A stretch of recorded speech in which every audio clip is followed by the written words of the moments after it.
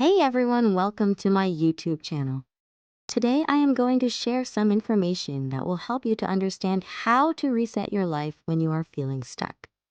We have all been there. That feeling where the days start to blur together. You are moving, you are working, but you don't feel like you are actually going anywhere. You feel stuck.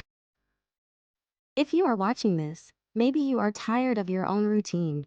Maybe you are tired of the person you have been lately. Today, I want to show you that you don't need a new year, a Monday, or a miracle to start over. You just need a reset. Part 1. The mental declutter. Step 1 is the hardest. Honesty. You can't fix a room until you see the mess. Grab a piece of paper and write down the 3 things currently draining your energy. Is it a person, a habit, a thought pattern? Positivity isn't about pretending everything is perfect. It's about having the courage to say, this isn't working for me anymore. Once it's on paper, it loses its power over you. Part 2. The 1% shift. The mistake most of us make when we want to change is trying to flip our entire lives upside down in one day. That's how we burn out. Instead, look for the 1% shift.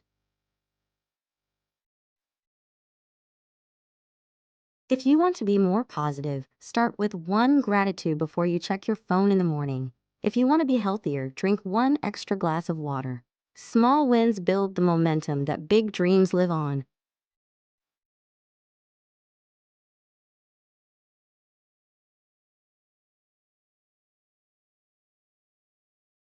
Part 3. Protecting your peace.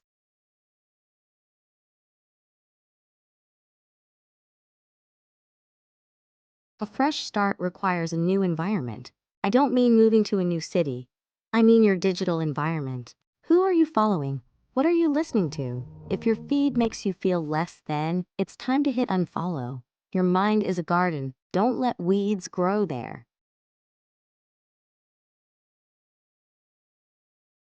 You are not a finished product. You are a work in progress, and you have the power to edit the script whenever you want. If you are ready to start your reset, comment I am starting today below. Let's hold each other accountable. I am a big believer in learning by doing, and this video is my first step. I'd love your constructive feedback in the comments to help me make the next one even better.